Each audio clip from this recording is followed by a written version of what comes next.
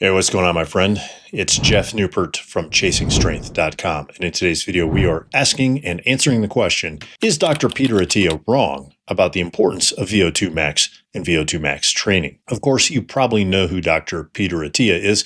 He is one of the world's up-and-coming or most famous, I guess it would be fair to say, health podcasters and an outstanding physician in his own right. And lots of folks, some of my clients and customers have recommended his books to me, which honestly, I haven't really had the time to read, but I do catch pieces of his podcasts here and there. And my clients and I often discuss his work.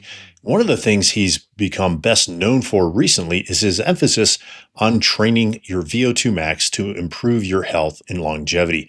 In fact, he recently stated that VO2Max is your number one predictor of longevity and, of course, your cardiovascular health.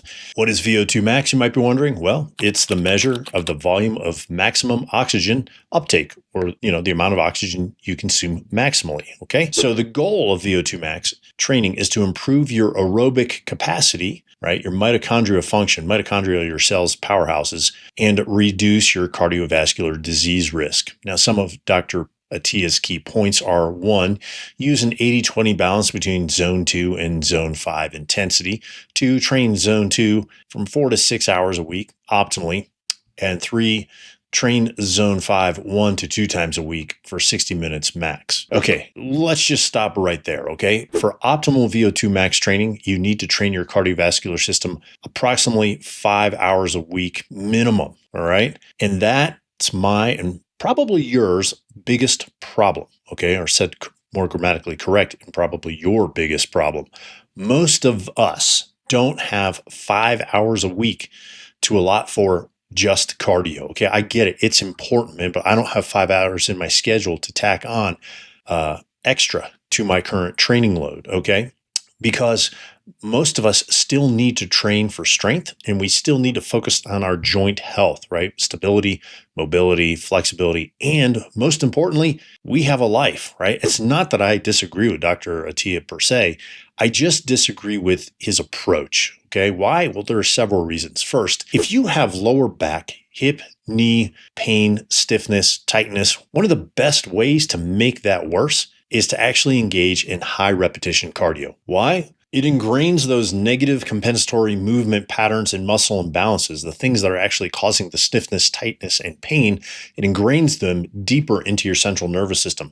And that makes them much harder to get rid of, and it keeps you in pain, right, or stiffer or tighter longer. Now, for those of you who don't know, if you have pain, it shuts down the normal functioning of your joints and muscles. And so the more you train into and through pain, the faster you're looking at some kind of catastrophic joint injury or joint replacement. So that was first. Second, you require muscle. Your body requires muscle to move. It is a documented fact that men lose 10% of their muscle mass, primarily fast twitch muscle fibers, right? Those are the ones that are responsible for running faster, jumping higher, and lifting more weights. Okay. And they lose the fast twitch muscle fibers at a rate of 10% per decade or 1% per year if you do not directly train them.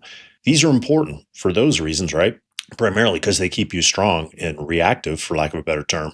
But they're the muscle fibers that use the most energy, that burn the most calories. Okay. They're the ones that are responsible for keeping your metabolism, your metabolic rate high, and your ability to burn calories at rest high. Training your VO2 max in zone 2, long, slow duration, okay, trains your slow twitch muscle fibers. Those are your endurance muscle fibers. And too much endurance training actually turns your fast twitch muscles or muscle fibers into slow twitch muscle fibers, okay?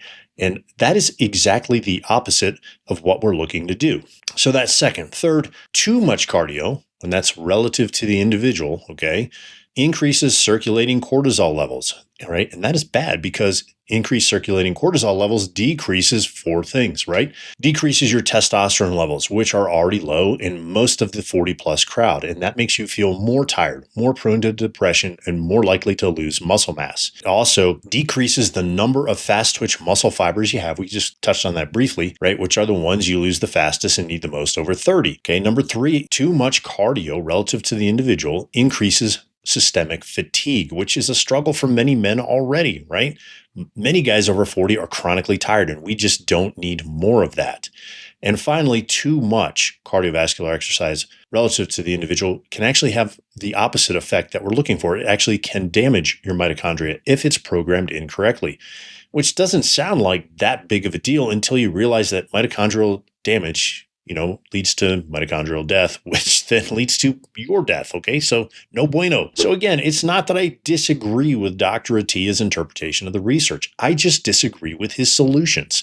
They are highly, highly impractical for many of us over 40 types. Unless, of course, you have all the time and money in the world. And then, of course, you should go for it. You should follow his recommendations.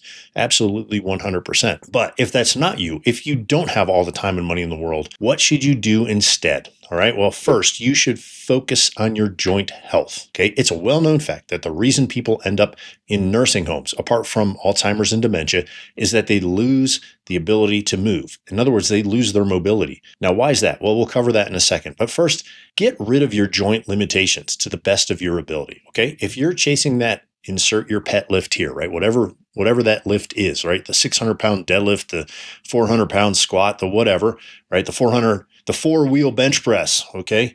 But you're constantly beaten up, sore, and in pain as a result, you might want to rethink that goal, okay? You're not going to win any gold medal championships, right? Or any corporate sponsorships at your age. Set the pot to the kettle. Okay, seriously, I've had to have this conversation with myself several times over the last 15 years. So that's the first thing. Focus on your joint health. The second thing, focus on getting stronger. Work on strengthening those fast twitch muscle fibers, okay? Then make them bigger. Use kettlebell grinds, presses, front squats, etc., and keep your reps between 1 and 6. You can also use the kettlebell ballistics and keep your reps around 10 to 12, okay? Doing so increases your metabolism and is another way to reverse or prevent sliding into a disease state like type 2 diabetes, all right, which is everybody's favorite disease for those over 40. As a result, okay, you'll increase your chances of living longer and having a healthier life as a result. Okay, number 3, here's a really important one. Focus on power training. Okay, why? Power training uses and trains those fast twitch muscle fibers. Plus, it keeps your reaction time sharp, something that most guys over 40 lose, which leads to falls and broken hips over the age of 60. Of course, kettlebell training is awesome for power training, okay? Perform exercises like swings, snatches, cleans, push presses, jerks, clean and push presses, clean and jerks. You get the idea. Focus on the ballistic kettlebell exercises. Number 4, then focus on your VO2Max training. Now, fortunately, as you get better with number 3, which is power training, you can quote unquote slide into this type of training depending on how you set up your program. Now, I might hear you wondering, yeah, but how does this type of work compare to the Zone 2 training that Dr. Attia recommends? Yes, several meta-analyses demonstrate that HIIT, high-intensity interval training, when you come right down to it, can be a form of power training if programmed correctly. And furthermore, it's actually superior to MICT or MICT, right? Sound like Rocky there. Hey, MICT! Moderate intensity continuous training, all right, for improving VO2Max in older populations. So let me say that again.